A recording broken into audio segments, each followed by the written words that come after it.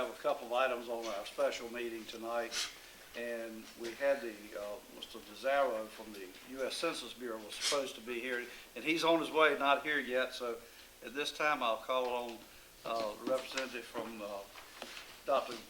Murphy's office, Annie Norris, and if you will, please. Good evening. Thank you. Thank you for having me and giving me the opportunity to speak and let you guys know what I do and what our office has to offer Edenton and our district. As most of you know, I'm Annie Norris, and Congressman Murphy has opened up a district office here in Edenton. We have two other district offices. We have one in Greenville, which is our flagship office, where Walter Jones had his office.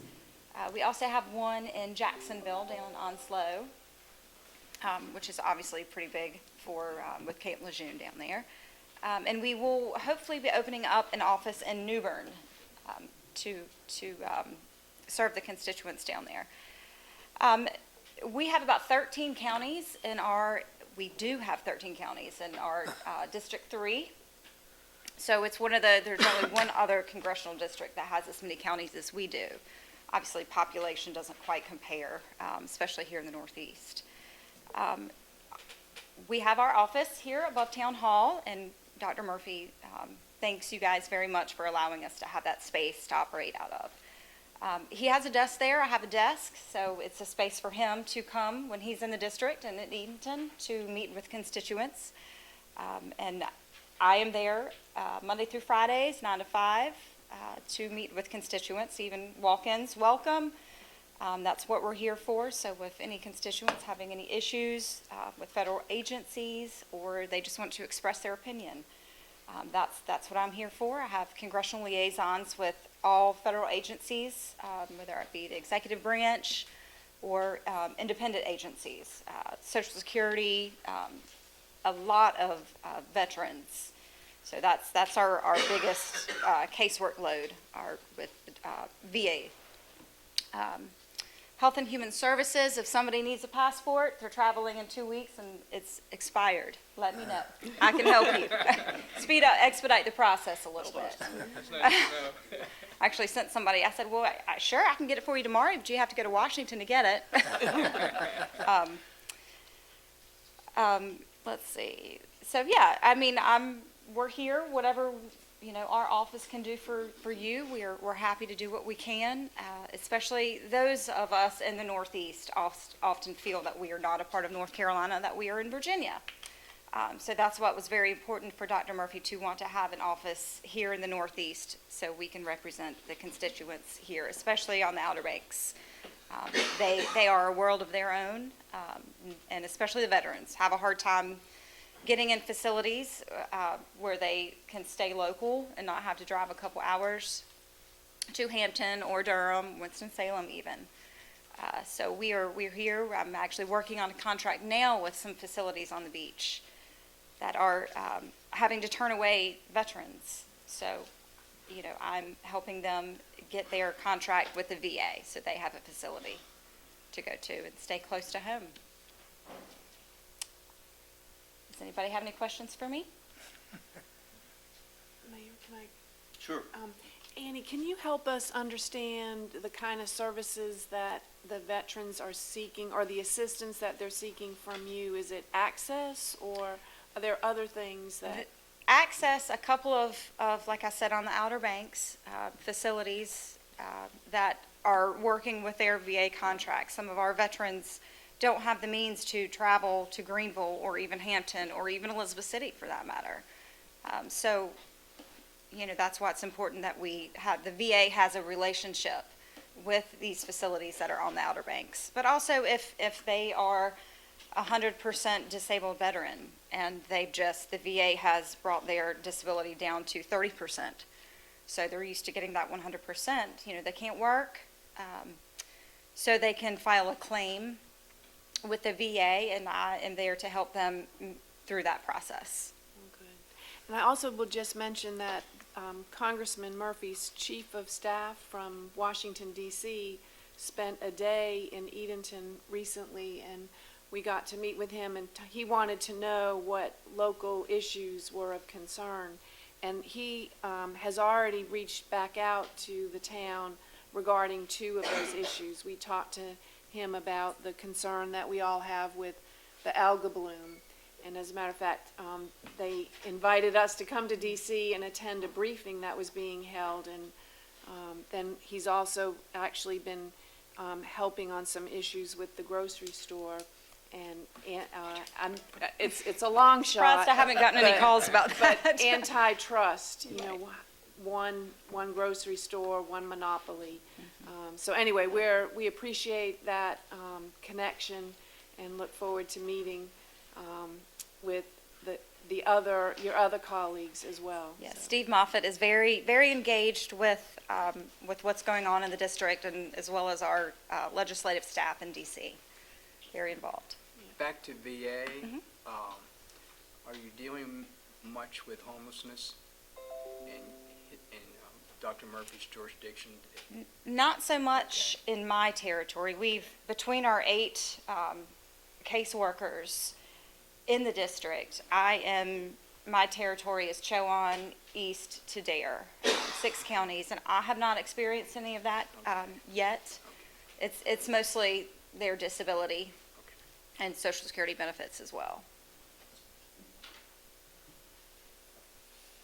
Thank you for being here. Thank you for having me. Thanks, Dr. Murphy. Good luck in your job, too. Thank you. Appreciate it.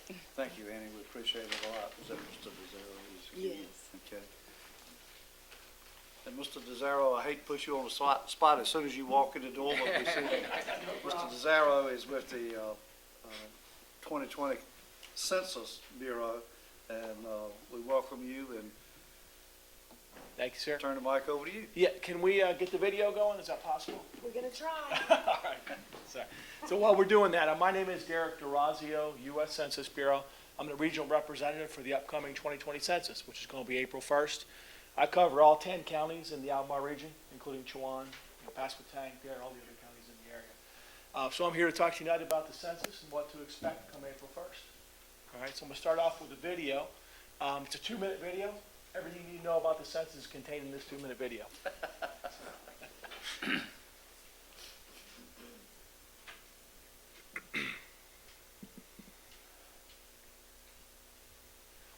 What is the 2020 census? Every 10 years, the census records everyone living in this country. It's written in the Constitution and comes in a questionnaire that counts everyone who lives at your address on April 1st. The data can be used to inform funding for services like fire stations, schools, clinics, and representation that affect your community.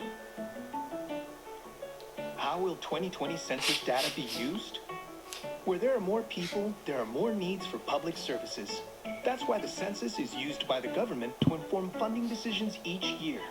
But that's not all. It's also used by nonprofits to inform services, by businesses to create jobs, and even by students for school projects. Understanding how the population changes helps us shape communities across the country for the better. How does the 2020 census affect representation? There are 435 seats in the House of Representatives.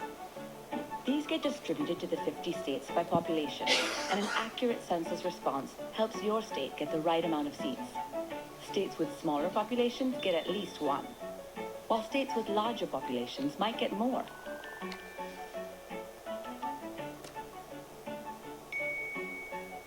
How do I take the 2020 census? In March 2020, you pause every it right address there, in the please? country will receive an invitation to complete a simple questionnaire. Okay. Sorry. All right, we messed up. Sorry. I wanted to show you that was the actual envelope that you're going to receive in the mail. But, that's the next video here.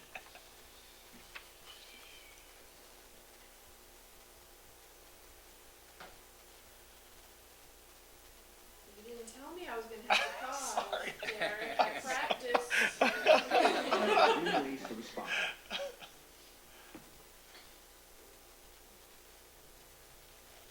What is the 2020 census?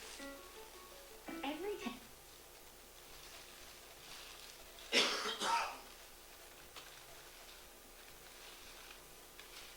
I'm going to do you one better, Anne Marie. actually have what the response looks like, okay? What you're gonna receive in the mail is this envelope on official correspondence with invitation to respond. Pass around, you will take a look at that.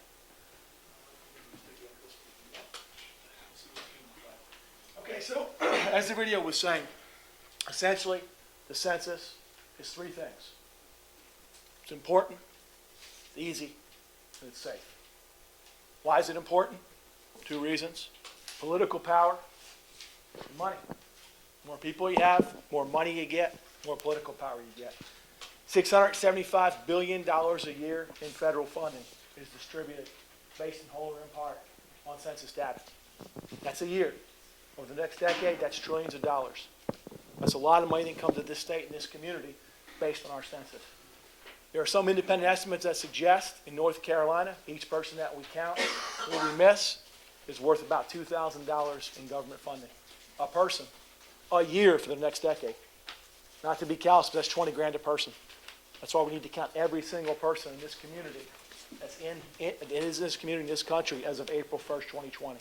Does not matter if you're here legally, illegally, does not matter what your reason for being in this country is or in this county. If you're here April 1st, 2020, we need to count you because you're worth a lot of money to your community.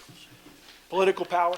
More people we have, the more seats we get in the House of Representatives for this state. We currently have 13 seats. We're looking to pick up a 14th or a 15th seat based on our population. That's a huge expansion of our federal power.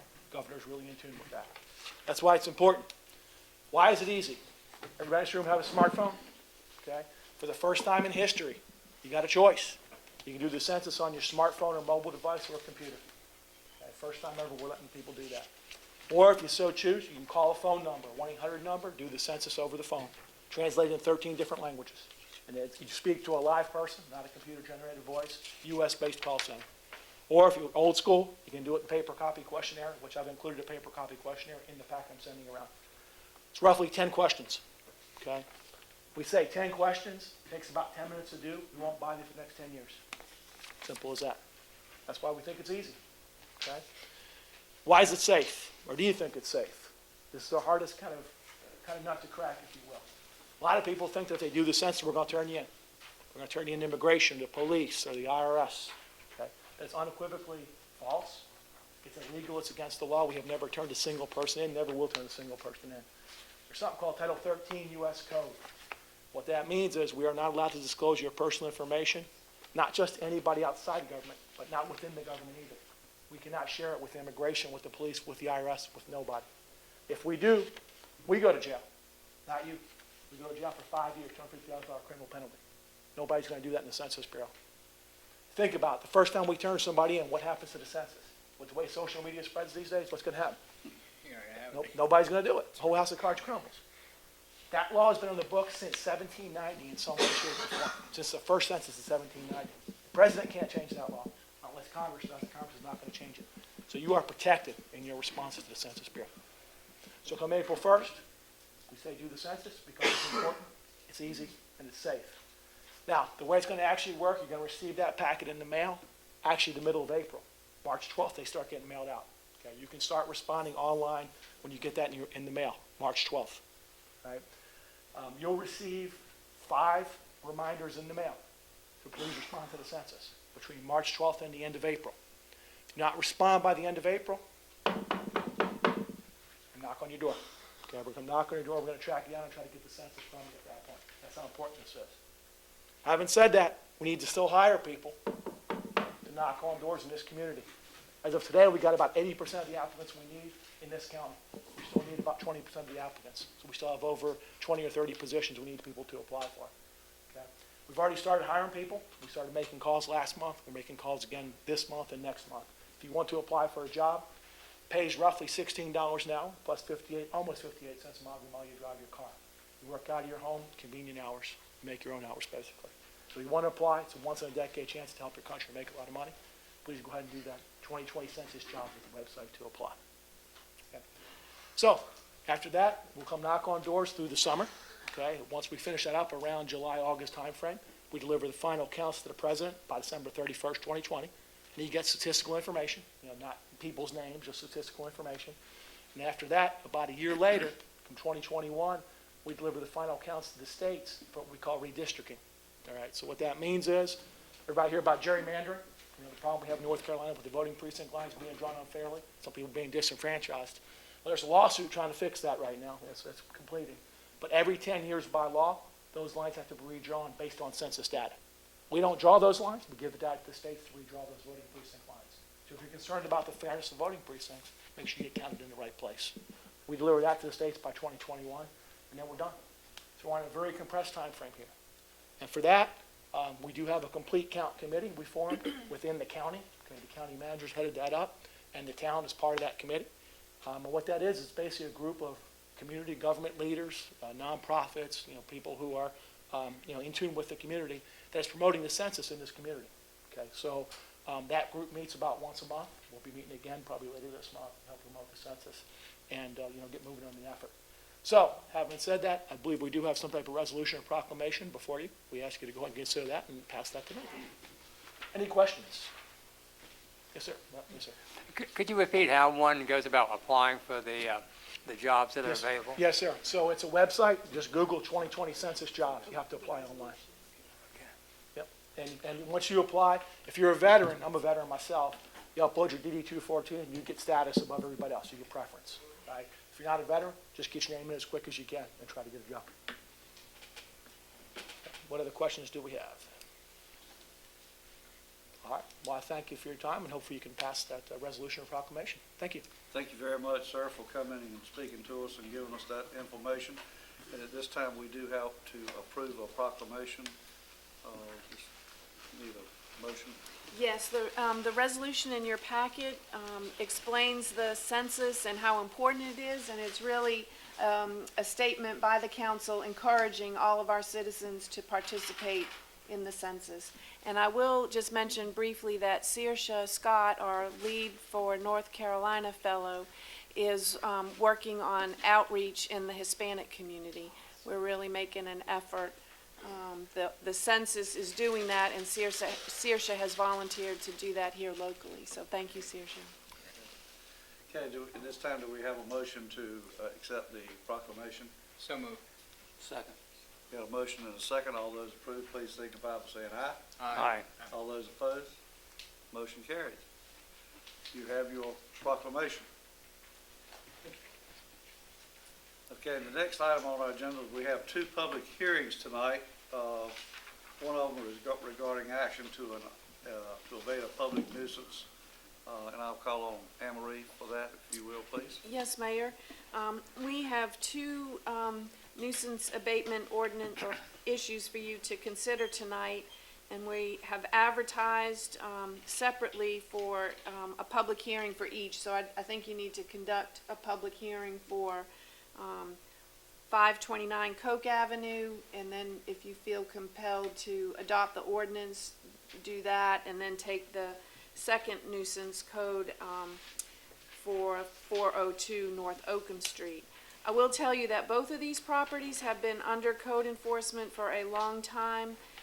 It's the one on Cooke Avenue was the home of a person who passed away, and his son was desperately trying to hold on to the house. I believe it was damaged during one of the hurricanes. But we've come to the point where we feel like that structure is a danger to health and public safety. The building inspector is here, Holly is here tonight, and he'll give you a report briefly. But after his report, the mayor will declare a public hearing open and to take comment from the public. And after the public hearing, then the council can deliberate on whether or not it wants to proceed with adopting the ordinance. And the ordinance would call on the town staff and under the leadership of the building inspector to abate the nuisance. And then whatever costs we incurred would be placed on a lien on the property. So, Okay. Mayor. All right, so we'll open the I public. think first you want to hear from Holly. Okay, Holly's I'm sorry. report. Holly? Yes, sir. Good evening. We're talking about the 529 Cooke Avenue. We've been dealing with that, as Anne Marie said, for a while. I actually had the hearing was scheduled on February 25th of last year, 2009. The owner did attend, and we discussed, and we came up with a plan of 6 months to have some abatement work done or repair the structure. The deadline was with November the 19th, and I've talked to the owner as today, and he's definitely in agreement the house needs to be torn down. He's just trying to he needs some help financially and with the cost, and we're trying to work with the fire department to help on that too. But it has asbestos shingles, so that's going to be that's going to probably be the most expensive part, is removing those before it can be burned. But like I say, in my discussions with the owner, he has no problem. You know, he understands. I don't know if you've seen the house, but it's in really, really bad condition. And like I say, the deadline was the 19th, so I'm just coming for you today to ask to go ahead and get it demolished. Anybody have any questions of Holly? Okay. All right, thank you, Holly. Yes. And at this time, we'll go ahead and open up for public hearing, and we'll declare our public hearing. Anybody here to talk to us about either preserving it or letting it be demolished? If not, we'll close the public hearing. Anybody up here got anything you want to add or subtract from it? It's pretty bad shape. Yeah. It's in my ward, and people in the community has been talking about it for a period of time. Okay. So it needs to come down. Okay. So we get a motion to that effect. So move. Second. So we have a motion and a second. Any further discussion? Okay. Motion carried. We'll turn. Say all in favor? All in favor? Okay. All in favor? Aye. All opposed? Motion carried. There you go.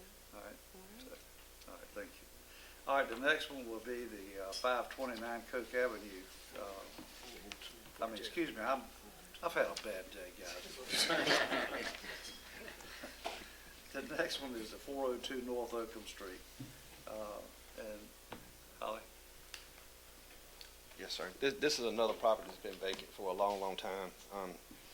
We actually had the hearing on September the 5th. Nobody's responded to any of the letters, the order, to give them 90 days to do something. And the deadline was December the 16th. Since I had a call from the owner on record at the tax office, he told me he didn't want anything to do with the house. He didn't even know how it got in his name to receive the tax bill. So he was very adamant about me not sending him any more letters. So I promised him I wouldn't send him any more letters concerning it. But the house from the street doesn't, I have some photos if you haven't seen it, but the back of the house is where the issue is. The ceilings have collapsed inside and some of the floors have collapsed. And it's full of, it looks like somebody passed away and the house was untouched. I mean, stuff's still on the walls. It's amazing, but it's just the condition now with the roof leaking and the ceilings falling and the floors is probably not worth, I don't even think it could be saved, not financially. It kind of fools you a little bit. It does. From the road, it looks like a sturdy little brick Yes, structure, sir. but like you said in the back, I'm sure it's. And if you peek in some of the windows, you can see the damage that's happened. Because when I first got the complaint, I was like, well, it didn't really look that bad. And they told me to walk around back, and I found out that it's a little bit more heavy of damage than I thought. Anybody have any questions of Holly on this? Okay. Thank you, Holly. Yes. That's it. Does anyone in the audience will declare a public hearing? Anybody have anything to say for or against demolishing this house? Okay, with that being said, we'll close the public hearing. Anybody else have any comments you want to make? I just want to ask a question. Once the structure is taken down, then a lien is placed on the property, Yes, sir. then is that property sold to reimburse the town? Yes, sir, I believe so. That property, I think it already has some liens placed on it from grass cutting and nuisance. So I think it may come under foreclosure to the tax office already, but I'm not sure if they would be willing to pursue it. What's the timeline on those type of things? Complicated. I can probably step in and She help can out explain much here. So the tax office has their own timeline that they proceed with foreclosures and pursue foreclosures on, and they also have a tiered structure where they pursue probably ones that would be easier to foreclose upon. And this property in particular is on their list where it is not a viable property to pursue for foreclosure because of the issues on the title. It's just a complete mess. There's another parcel that's attached to the property and multiple heirs, and it's just a lot of work and will be a lot of attorney's fees for them to pursue foreclosure. So yes, the amount for demolition will be attached to the property as a lien, and in the event that it is foreclosed upon, we would potentially recoup that. But there's also a possibility that it's a wash. Roughly how much is demolition of a house? Like, any idea? I'm just, This one is gonna be a little, difficult because it's a brick house, so it may be more expensive than a building. The thing that works in our favor is that it's small and it's on a corner, so we don't have to worry about neighbors except on one side. So, could it be anywhere between, I'd say 15 would be a low estimate. It could be up to 25,000. So we will solicit bids and proposals and be back to you Yes. to authorize that work. it's hard to recapture that amount of money on It a piece is, of land like that. you know, the good thing is, thanks, and I shout out to Chief Bass all the time and his department, that when there's opportunities to burn structures, which provides training opportunity for his department, but also reduces the demolition costs dramatically, because what hurts us on demolition is the tipping fees and having to pay somebody to transport the waste to the landfill. So we appreciate Chief Bass working with us, but that won't work on this brick structure. So. Any further questions up here? Okay. All right, then I'll call for a motion to demolish this house. So moved. Second. We have a motion and a second. All those approved, please signify by saying aye. Aye. All those opposed, motion carried.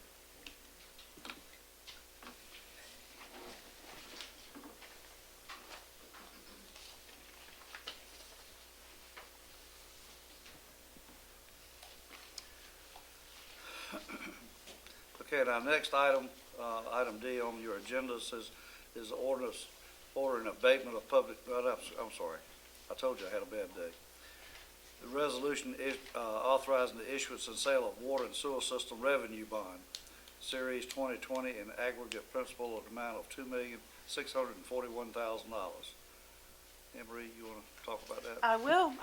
We are super excited that we're almost at the end of the upgrades and renovations of the 2 water treatment plants. Beaver Hill, as you know, has been online since mid-November, and we're expecting that the Freemason plant will be online the end of this month or early March. And so we'll be in the position to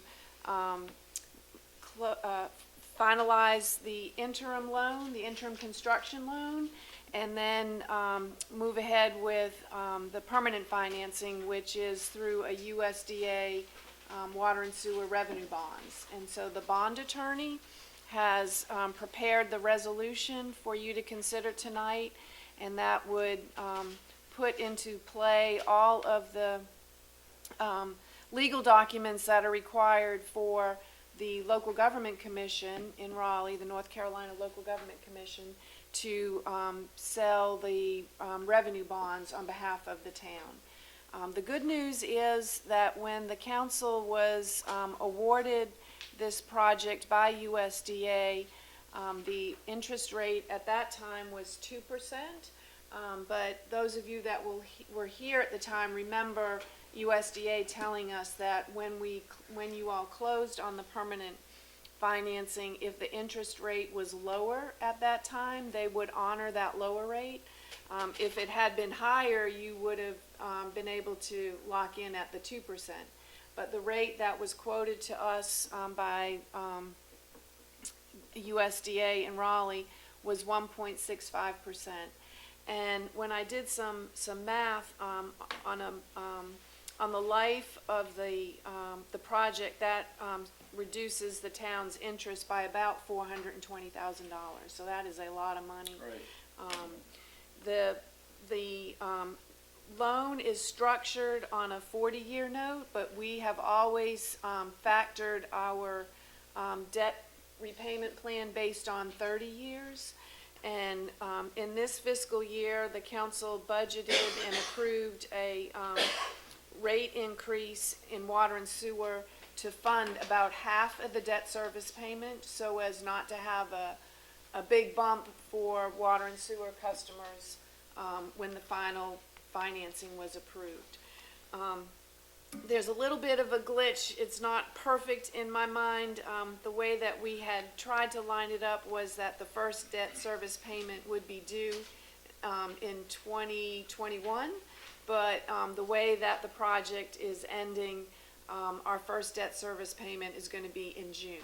So we're going to have to do a budget amendment to come up with the half of the remaining debt service payment that is owed. And I believe that is going to be about, I'm looking at my notes. The debt service payment is about $98,000. We've budgeted through the rate increase about $49,000. So we'll have to come up with that difference. And Virginia and I are looking at the budget, and we'll come up with some options for you to consider probably at your March meeting. So with all that being said, I'm happy to answer any questions, but we're hopeful that you will approve the resolution. If you do approve it, then the mayor can sign a stack of documents tomorrow, and that will help the bond council and the LGC and USDA line up for the closing, which is scheduled to take place on March 18th. But they want to have all the documents signed and executed and delivered several weeks prior to that, so that can be reviewed and approved by all the attorneys. Okay. Any questions of Anne Marie on that? Okay. Then we'll need a motion to authorize the issuance of the bond for that. So moved. Second. We have a motion and a second. Any other discussion? Okay, all those in favor of the motion, please signify by saying aye. Aye. All those opposed, like sign. Motion carried. Great, Okay. thank you. And the next item on our agenda is we have to go into a closed session for NCGS 143-318-11. But we're going to postpone that till the end of the meeting so that we can go ahead with our committee meetings, and we won't have to ask the public to leave and then come back. So we need a motion to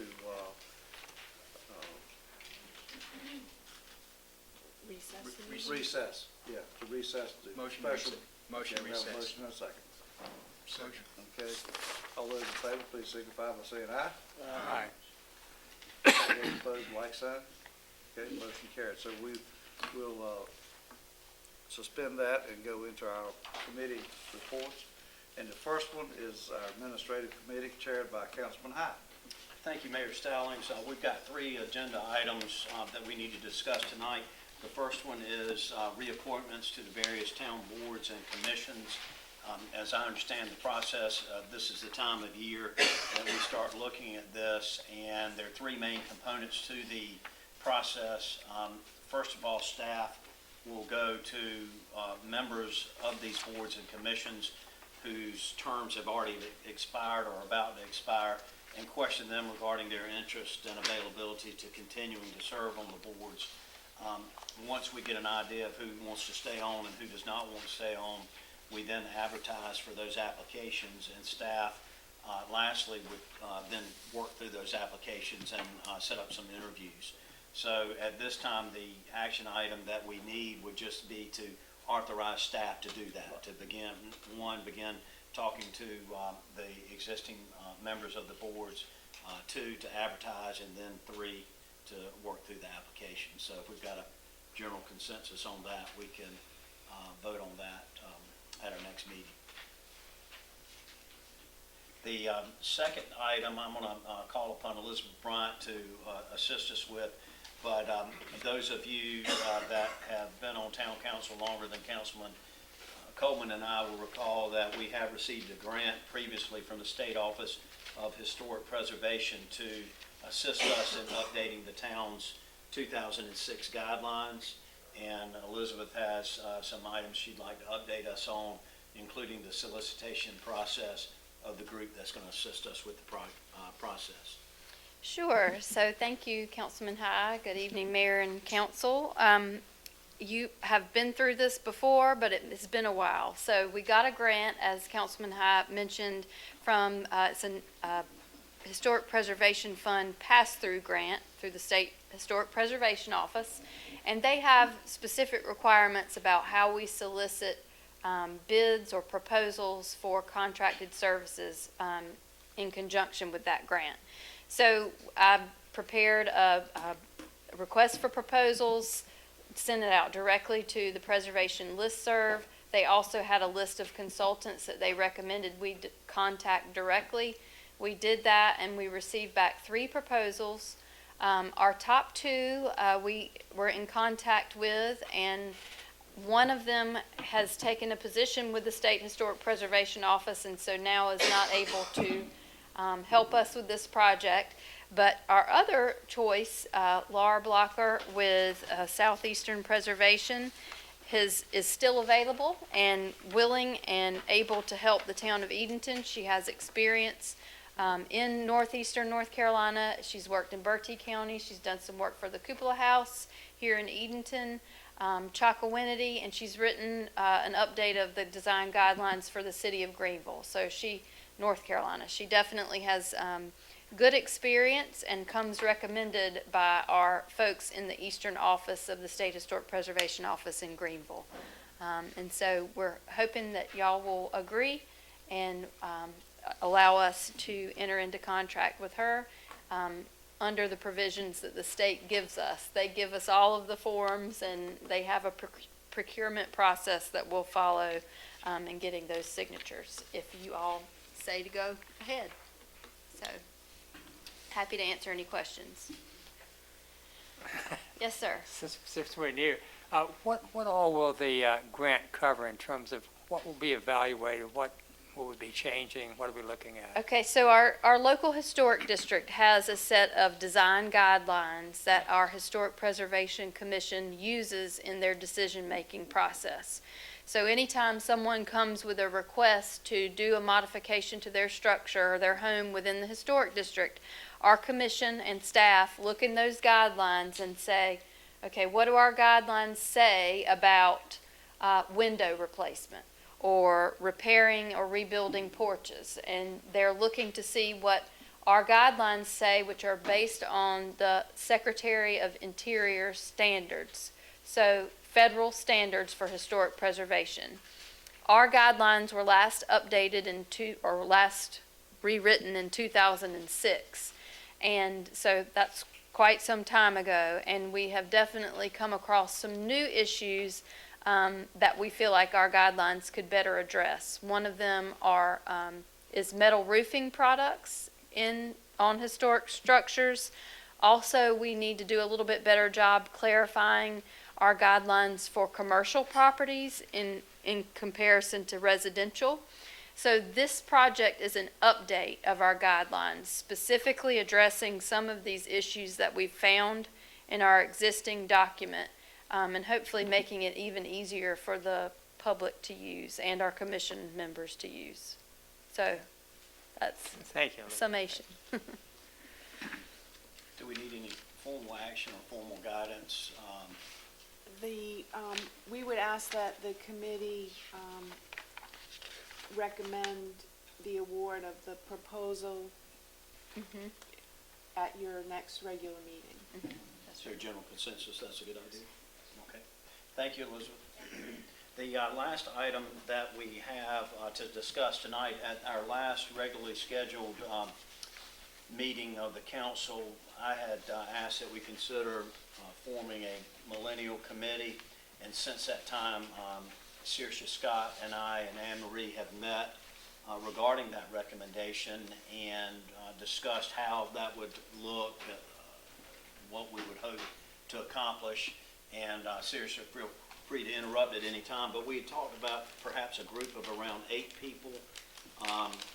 We discussed also how the definition of a millennial can be kind of fuzzy. You know, what does that mean? We kind of know what it means, but we're not real sure.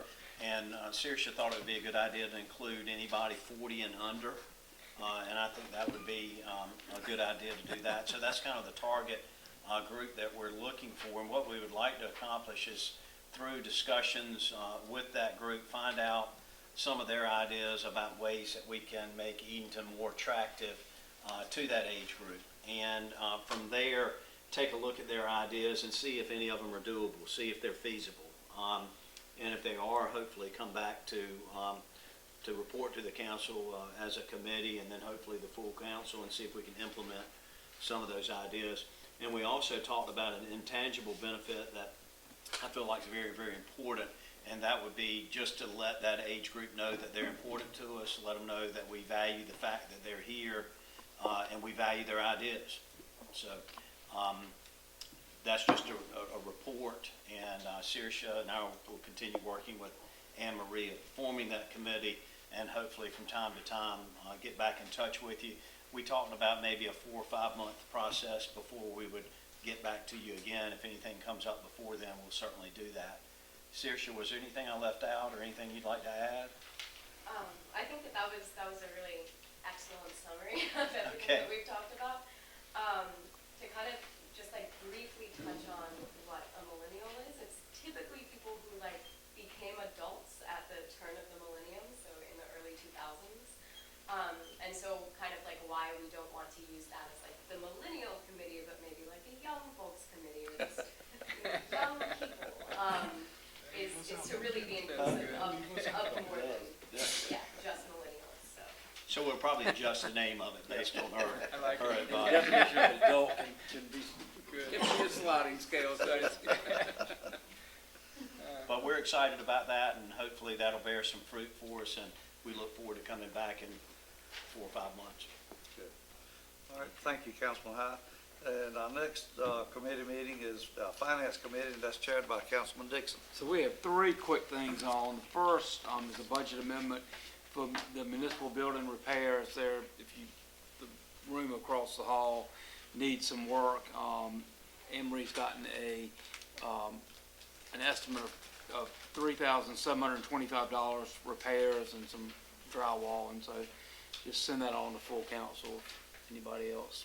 Second thing is exciting, the Colony Tower Expansion Building Reuse Grant Project Administration is $8,000, and that's, it was in your packet, and I think we just send that on to full council. Anything you want to add about that? That was, the Wooten Company has helped Yeah. us in the past administer these grants. There's a lot of documentation that has to be obtained and reviewed and verified from Colony Tire, and then sent to the state. And the Wooten Company knows what they're doing, so, And it's $8,000, isn't that right? yes. Yeah. Which I And thought one was, question, who pays that fee, $8,000? That would come from the town. That would be our responsibility. Okay. That's not grant eligible. Okay. But the grant is providing $320,000 to the company, to Colony Tire, as long as they create, I think they pledged to create 40 new jobs. and then the last thing is the North Carolina DOT agreement for the Albemarle Sound Passenger Ferry feasibility study, that it's going to be $70,000. We're going to pay it, but we're going to be reimbursed by the state. Yes, and if I just might Yeah. add, when I got the agreement and it said, you know, the Albemarle Sound Passenger Ferry, it was like, Sounds wow, this is really, this is happening, you know, this, but many thanks to Representative Goodwin, who secured this funding, and he asked, would the town of Edenton be the fiscal agent for the funds? And so we'll work with DOT. We won't, you know, anything that is requested through the feasibility study, we'll vet and make sure that before it's authorized, that DOT agrees that it will fall under that reimbursement. And we're having a meeting, we've been meeting about every other month with Nick Dido from the UNC School of Business, and he's coming back, and actually, we're gonna meet here in this room. It's our turn.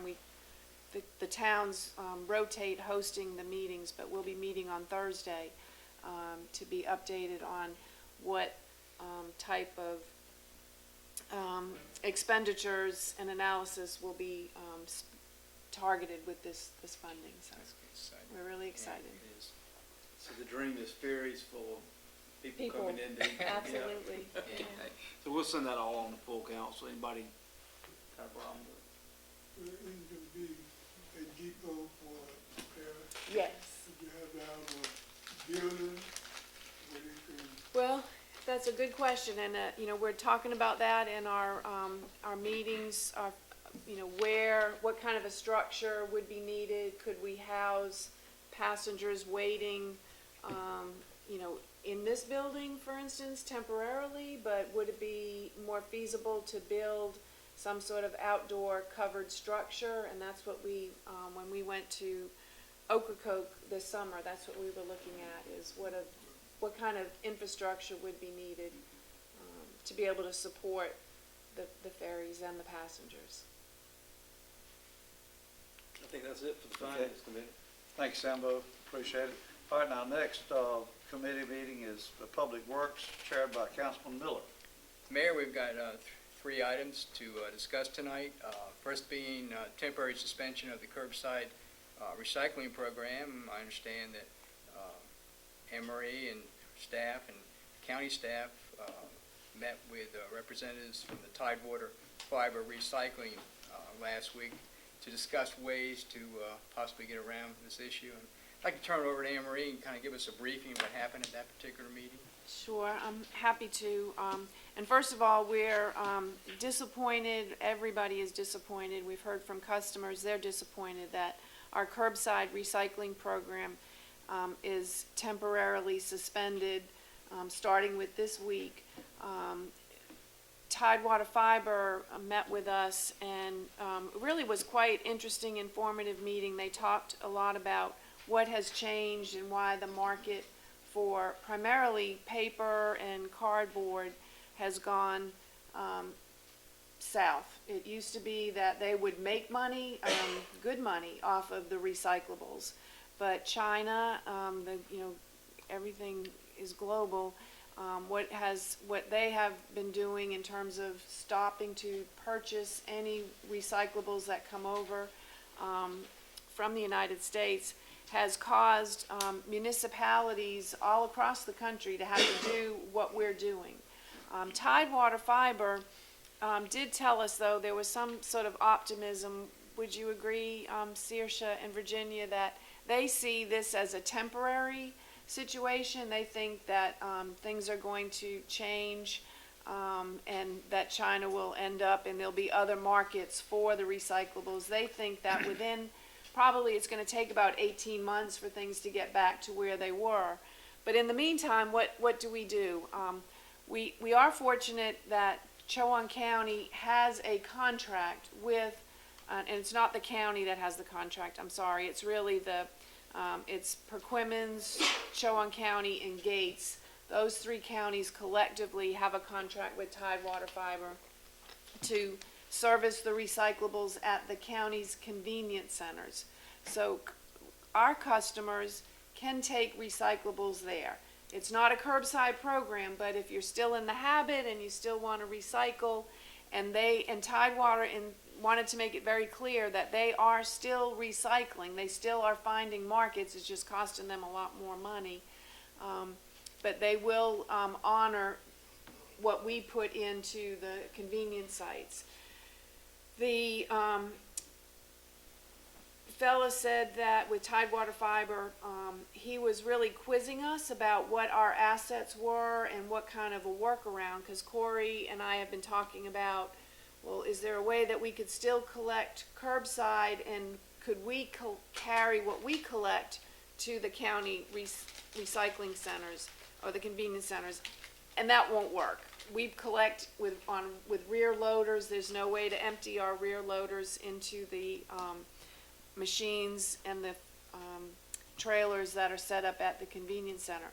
However, there might be a chance that the Solid Waste Authority's transfer station in Belvedere, where Tidewater Fiber takes what's collected from the convenience centers to a transfer station in Belvedere. It might be possible that we have the equipment that we could still collect curbside and put the recyclables that we collect in the roll-off container that we own, or the trailer that we own, that we transport our solid waste to, the Burt T landfill. On Wednesdays, if we could collect all the recyclables in that trailer and haul it over to Belvedere, it really depends on whether or not their transfer station is set up to handle our trailer that we would carry over there. So Corey, you're going over there Wednesday, and he's going to investigate that. So all of our hearts are on you, Corey, because we No pressure. no pressure. No pressure, Corey. But it really was if that works, that would be a way that we could continue our curbside program. So stay tuned. We did post something today on Facebook reminding our customers that we won't be collecting on Wednesdays, at least in the short term. But we're really, we're trying hard to figure out a way to keep the program going, because People are asking, yeah. people are asking and people care, They and do. They do. you want to be able to, Well, they've gotten a habit of it, they've gotten the habit, and which is a good thing.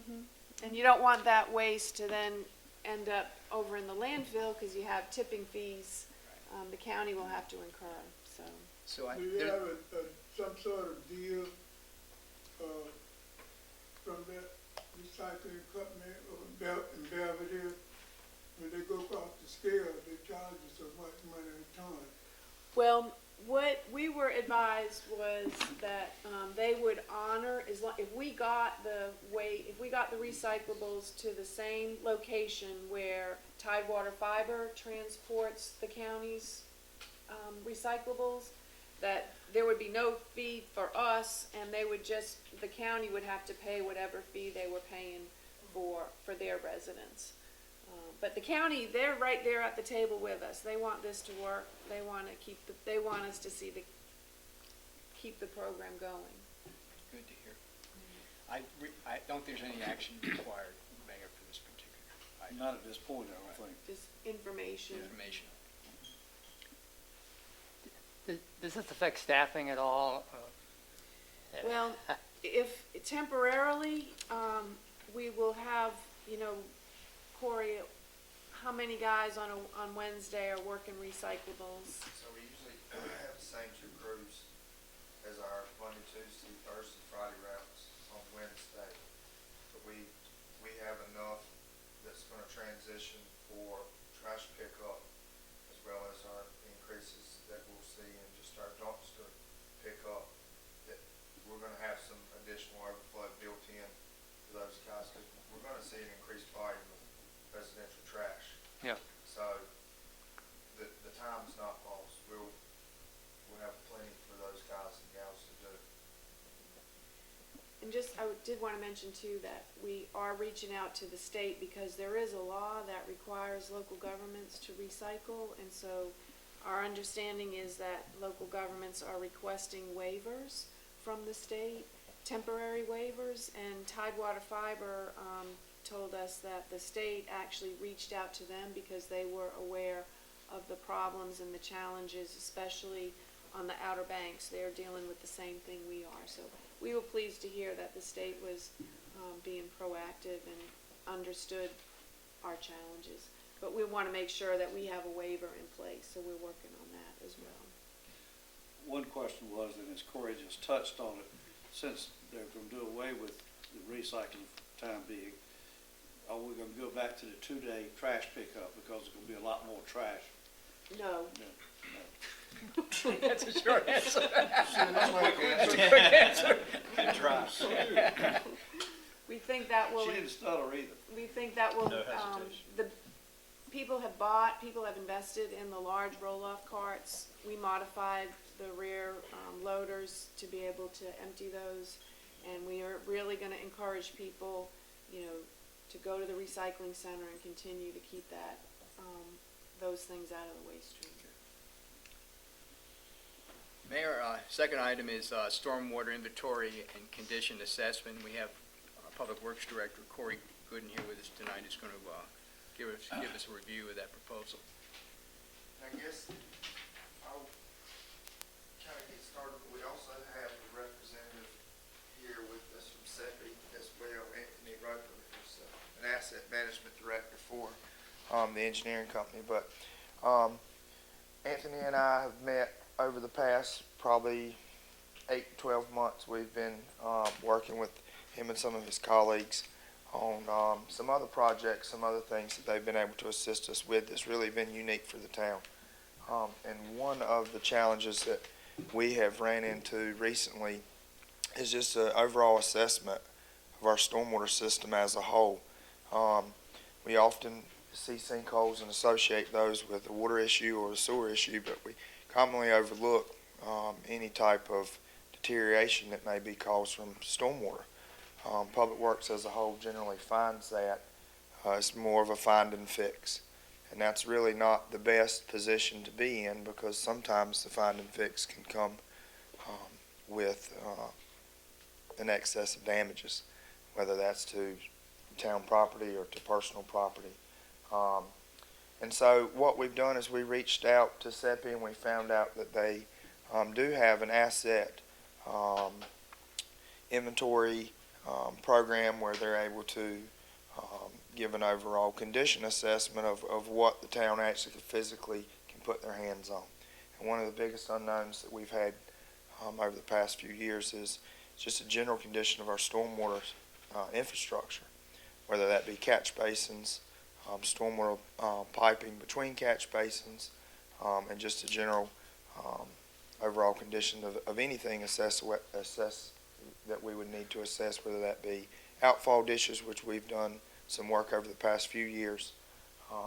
And so we really needed to know where to start as far as what does the whole system have. Currently, there are roughly 2,400 catch basins that are throughout town.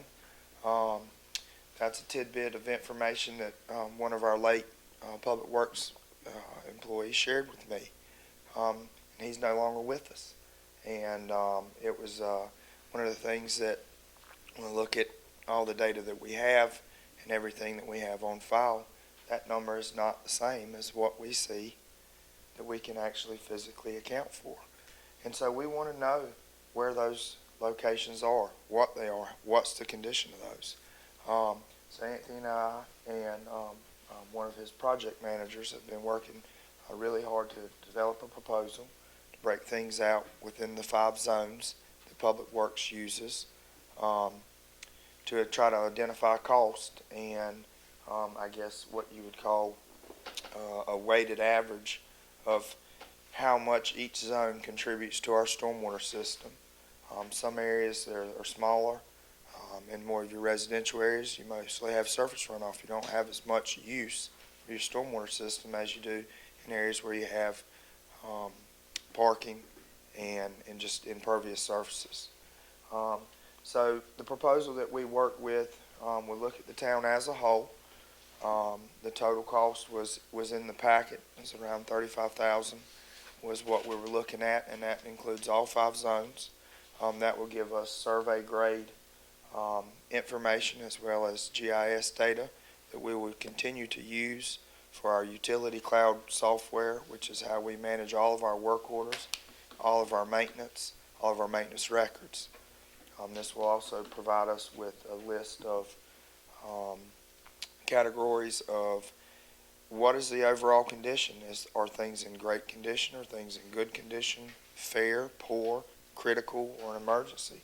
And it will help us identify exactly where we need to plan and budget for going forward throughout the next few years to really start to make improvements in-house where we can and contract out if it's too large of a job.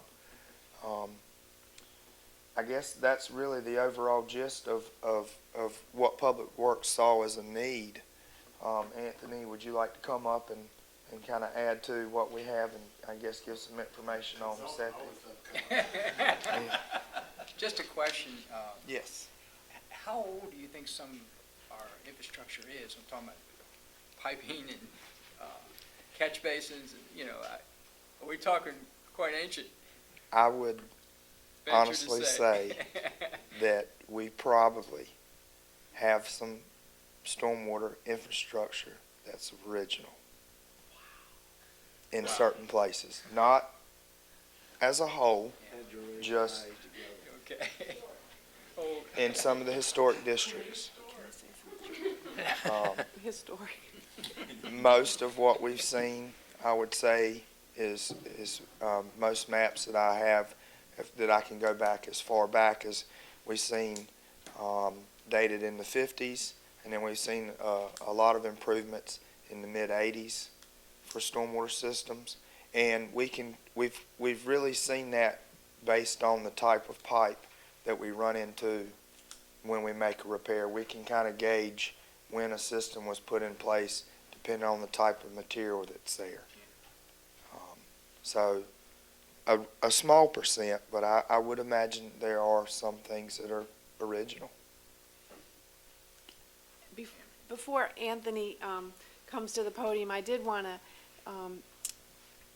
tell you about Anthony Roper. He is a longtime friend of the town of Edenton. Anthony recently retired from the North Carolina Department of Transportation. He worked in Division I for many years, worked at the offices at the airport. He went to Raleigh, had a big job in Raleigh, and then he came back. And I remember when he retired, I really was so sad to see him go, because he was such a great partner. I can't tell you the number of times when we would have issues, problems, emergencies, hurricanes, and Anthony, he was just such a great partner. And so it's great that he's been able to retire. He's in good health, and now he is working for an engineering firm, and I'll let him tell you a little bit about them. But Anthony, it's great to have you back in the council chambers, and for you to be a consultant and not to have to help me explain, you know, some major problem where citizens are upset with us. So. Well, tell my kids tell it. Just changed shirts that I wear at the meetings. I still do it.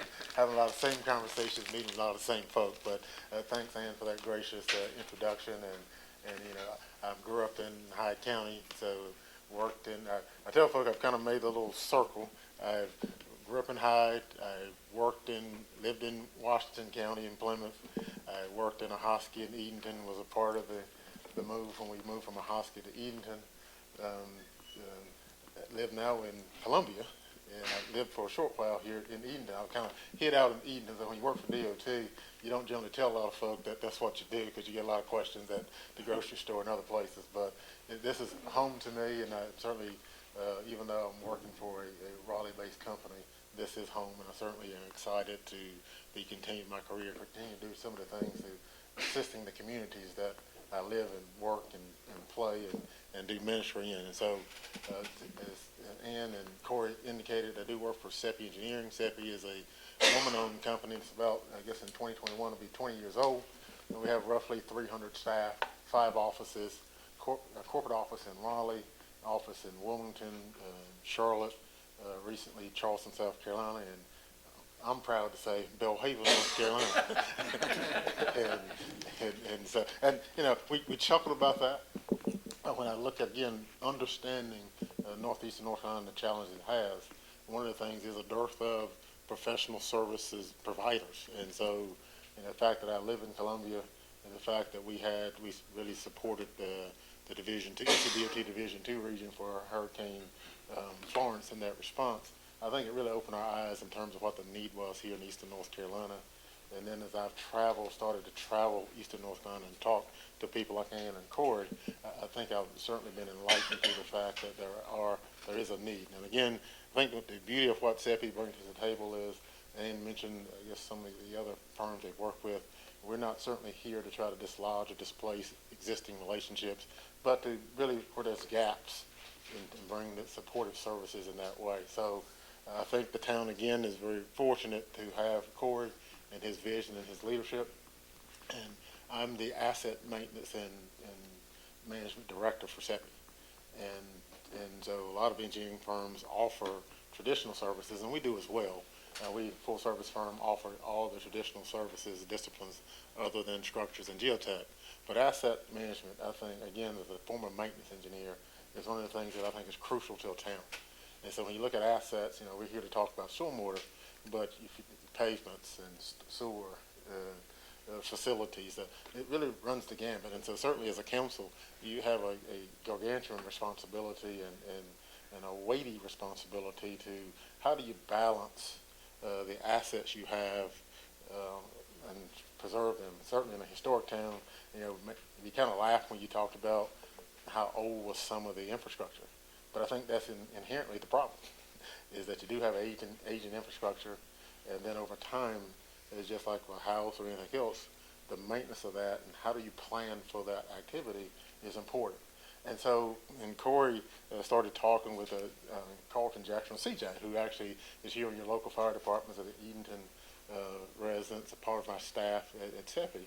They started having a conversation several months ago, and CJ has a GIS background. Corey, certainly one of the things, if you know where something is, and it makes it easier to plan, it makes it easy, and then you know where it is. The next phase of that is knowing what condition it's in. And so that's important. And where do you guys fall in that equation is understanding how do you move. Corey mentioned something very powerful, and I hope you caught that.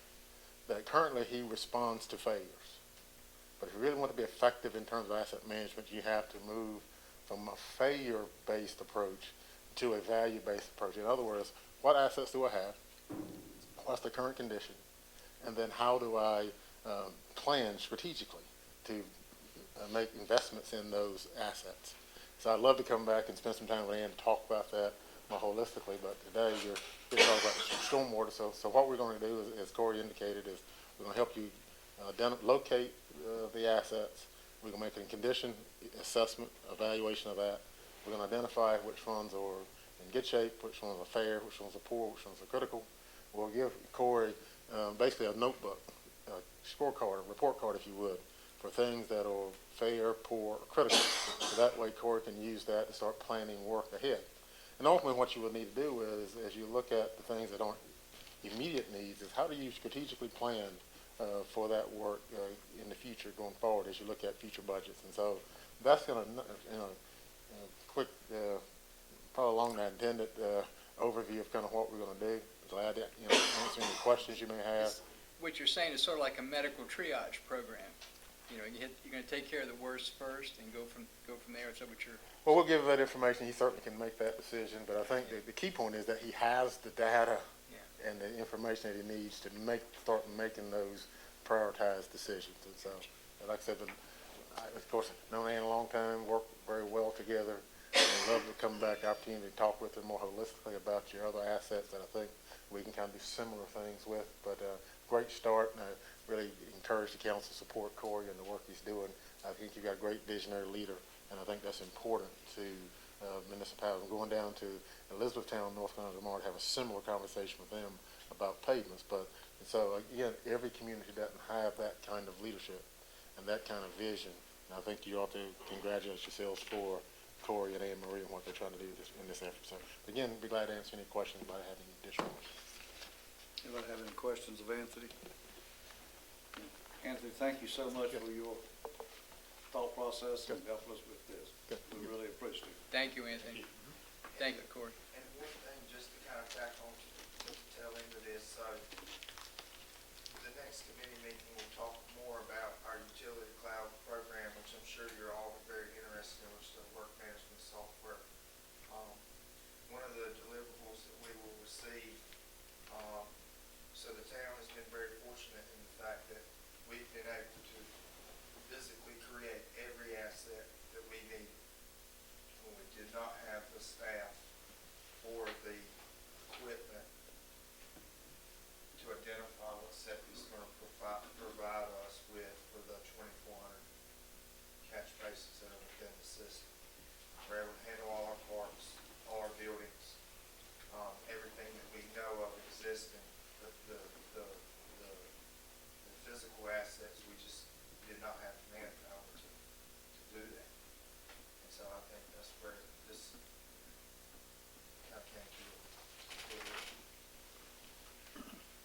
Thanks, Corey. Thank you again. Thank you, Corey.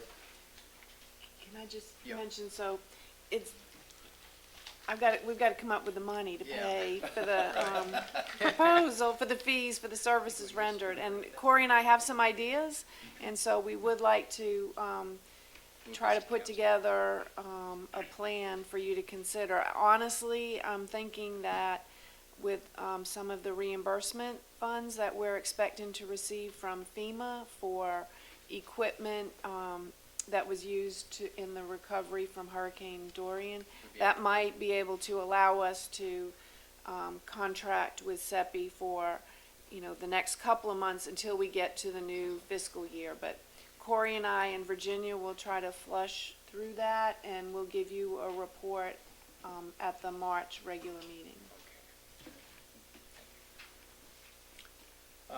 Item number 3, which is sweet and dear to my heart, Mayor. It's phase 2 of the street repair and resurfacing project. As you know, we have to have prior approval from the North Carolina Local Government Commission to receive this loan before we pay our low bidder, Barnhill, for the job. And then we're going to have a public hearing, I think, at our next council meeting. But I've asked Anne Marie to kind of give us an overview, step by step, of this particular process. Okay. Thank you. I'm going to try to bring up a quick PowerPoint that will show you. Let's see.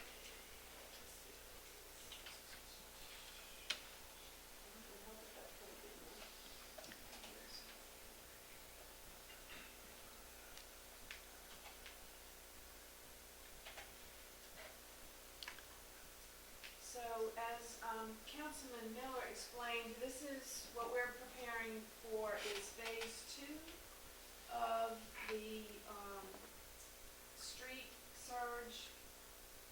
And just to recap where we are. Please open.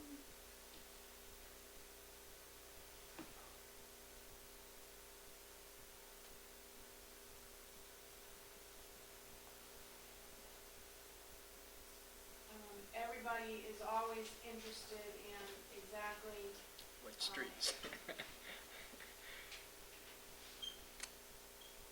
what streets are proposed to be repaired. And when we talk about repair, like our stormwater, a lot of our streets aging. You saw, I remember when we did West Hick Street, Luke Street, there was a lot of subsoil failures, and the streets that when we're repaving, we're repairing and we're making the substructure much stronger, and so they'll last much, much longer. But we're planning on repairing and repaving a good portion of Baton Road, Johnston Street, Oakdale Drive, 3rd Street, East Eden, East Queen Street, the 100 block of West Freemason. And I'll give you all copies of this. We can email it and we'll post it online so people are aware.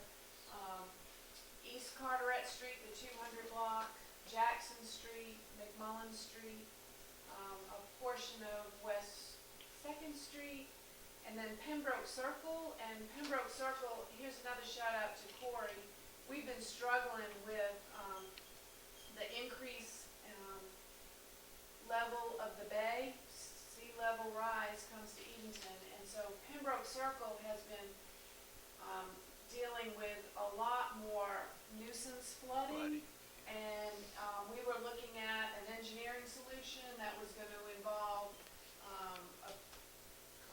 a coffer dam, and they were going to have to go in by barge. And anyway, Corey said, you know what, maybe we can fix this from the street by raising the elevation of the street. And so that project is going to be dovetailed into this street repaving and save the town a lot of money. Then as part of the ongoing sewer inflow and infiltration project, which started recently, streets are going to be torn up to replace sewer. So Wood Avenue, the 300 block of East King Street, Stratford Road, yay, will also all be repaired and resurfaced under that project. And what have you done for me lately? I just want to remind everybody that, phase one included repairing and resurfacing Luke Street, West Hicks Street, Mark Drive, Twitty Avenue, West Carteret, Dick Street, Cypress Drive, Dickinson, Hughes, Barker, a big portion of North Oakham, and also West Peterson Street. Also, DOT, they are hopeful that they'll be able to repair and resurface Dr. Martin Luther King Jr. Avenue.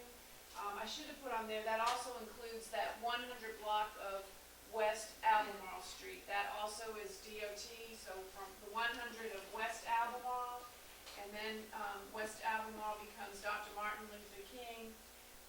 So DOT is working on that, and then North Broad Street extended, and then of course we're grateful for the recent upgrade, although it's probably several years old now, but Peanut Drive and Midway Drive.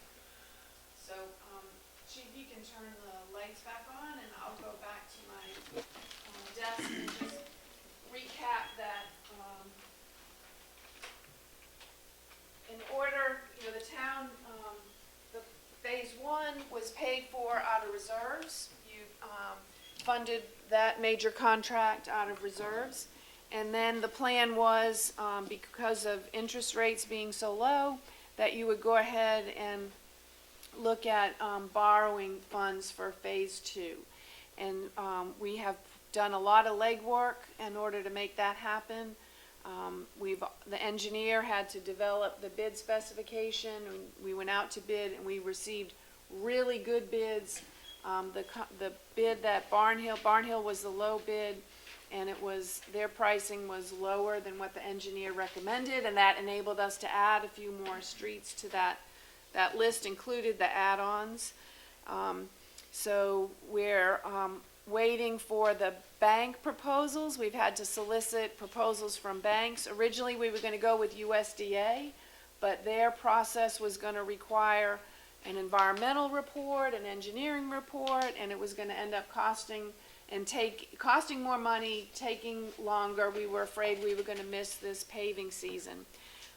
So we did a quick solicitation back this summer, and banks are willing to loan us the money. They gave us a good rate back then. And so now we're waiting on the updated proposals. They're due the end of this week, and we'll let you know what the rates are. But we've gone ahead and advertised for your public hearing, because in order for us to go before the Local Government Commission, you have to have a public hearing. That is teed up to be held at your March 10th meeting, and they're holding a slot for us on the April LGC meeting.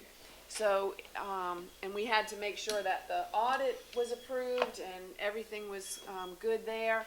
And if we get approval at the April meeting, Barnhill, you will issue a notice.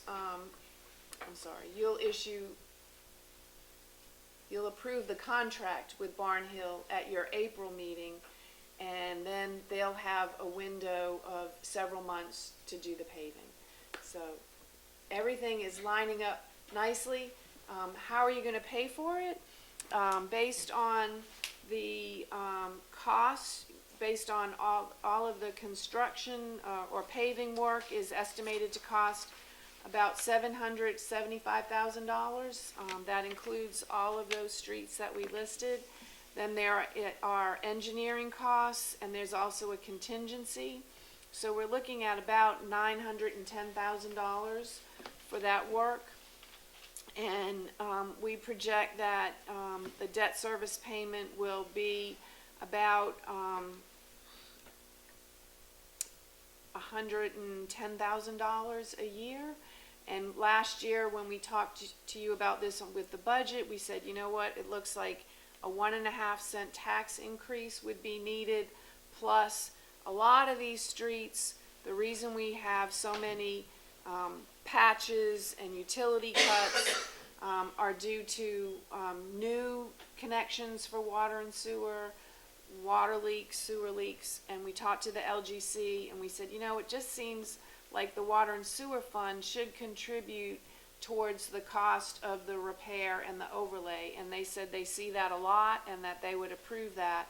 So we are structuring or planning on structuring the repayment to be 1.5 cents from the general fund and then about $38,000, which is almost a penny from the water and sewer fund. So we'll have our fingers crossed for a nice low rate from the banks by Friday, and we'll report to you over in the management report, but hopefully we'll be in good shape for you to have the public hearing and then authorize submittal of our application for approval to the LGC at your March 10th meeting. So all things go, probably early summer as far as. Yeah, you know, the asphalt plants, Anthony, they open usually in April. April, March in some cases. I think the good news now is with DOT's, some of their challenges, I think it's probably contributing to getting better prices. Yes. The contract is 100. Yep. Do you think Barnhill will spread themselves out or stick on one area, complete that, and go to another area? Do you have any idea how they? They've asked me a few times for a schedule, and so I think they're trying to line up their work, and Could be in different I think we'll be I think it's going to be earlier rather than later in the season. But we'll try to pin that down. Emery, approximately how much money do we get from the Powell bill? The Powell bill, the gas tax money that we get reimbursed, I'm glad you asked that. It continues to decrease. We get about $130,000 a year.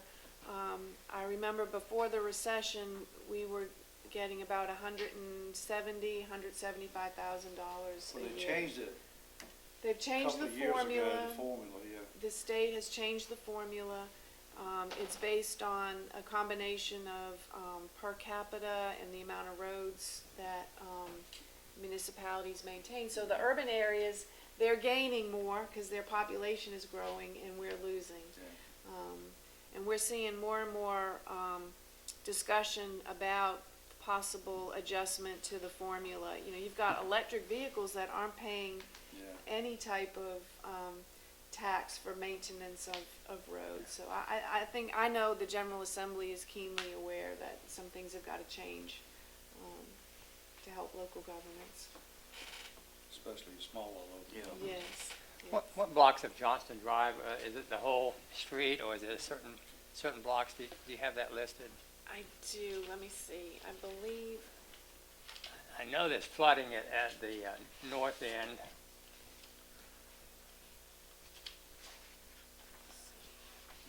I'm looking for my map.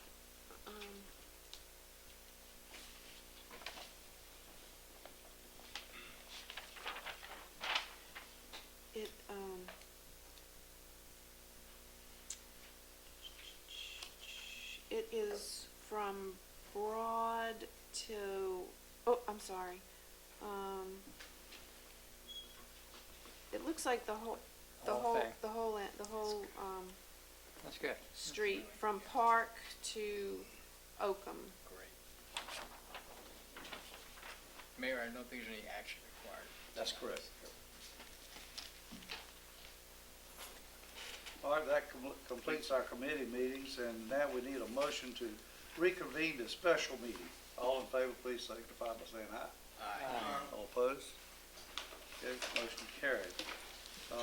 So we're back in session, and now we need a motion to go into closed section per NCGS 143-318-11A. So moved. Second. Oh, good. Hey, thanks for that. We have a motion and a second, so we're now in closed session. So thank everybody for coming tonight. We certainly appreciate your showing an interest in the town committees. And we're going to go into closed session, and we'll open it back up in a little while. We're now to leave the closed session and go back into the regular session. So moved. Second. Got a motion and a second. All those in favor, please signify by saying aye. Aye. All those opposed, like sign. Okay, we're back in, regular session, and I believe that clears our calendar, does it not? So, meeting adjourned. Okay.